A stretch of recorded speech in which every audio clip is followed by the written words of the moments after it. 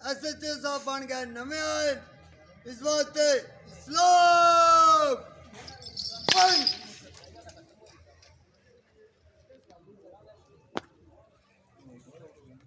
پیچھے بن تے میرے پیو جتیاں چکائی رکھیاں نے جتیاں چکائی رکھیاں نے ہم گیا گوڈی کر کے جائے تری پوترے تو کو ادھر تے انگریز نی کرنسی نہ کوستان پٹنی ہونے پھر انگریز کیا تواریاں قبراں جتنیاں میں ساریاں نے سارا پٹ کر چھوڑنا کہانیاں یادگاران گھنگرو کیوں پائے نے تسا نہیں آئی گھنگرو اے بنا گئے سن بلے شور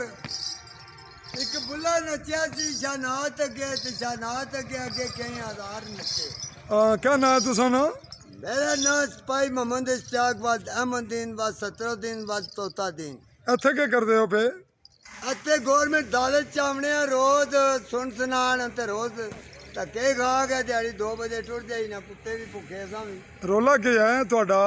رولا یہ بھی اہل اسلام کا وستان غیر رستہ بند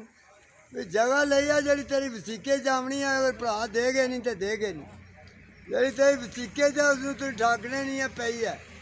لیکن قبرستان تیرے تو پڑھ سکنا تے نہ تے گندگی کر سکنا نہ پانیاں تے کر سکنا تو تکنے ادھر کیوں نہ ادھر کدھر تکنے ہو کیمرہ اگر ادھر ہے تے کیمرہ تساں لائے ہے تے اساں تے گل کرنے ہے پھر سنا اچھا ہن کو اور گل کرنی ہے یا بند کری ہے اور گل کیا کرنی ہے گورنمنٹ پاکستان آرمی کو سلام دیتے ہیں اور حکم ماننے کے عادی ہیں حکم ماننے کے غلط اگر آرڈر دے تو پھر ہماری جیب میں آرڈر ہے خود یہ ایکسکیوز آرڈر نہیں جی جیب میں آرڈر ہے ناظرین یہ وہ شخص ہے جو عثمانی کی کورٹ کچہری میں عموماً ڈے بھر گھومتا پھرتا ہے اور اپنے ایک انداز میں سخت بیانی کرتا ہے ہوش و حواس میں کسی کو نقصان نہیں پہنچاتا اور کچھ نہ کچھ کہتا ہے اور کبھی کبھی ججز بلا کر بھی کہتے ہیں کہ اس کو نکالو اس کو کہو خاموش رہے اور عموماً اسے کچھ نہیں کہا جاتا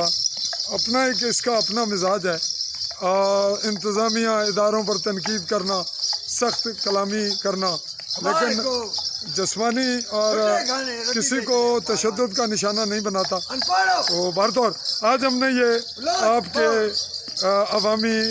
جو صورتحال ہے اس کو دیکھتے ہوئے کہ عوام ان کو روز دیکھتی ہے تو یہ دیکھے کہ یہ کیا ہیں کہنا کیا چاہتے ہیں اور کیا ان کے متعلق رائے قائم کی جاتی ہے تو بنیادی طور پہ ذہنی طور پر یہ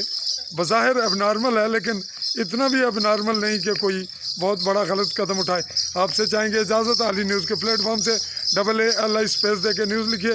اور آل بیل آئیکن کو کیجیے کلک چاہوں گا اجازت اللہ حافظ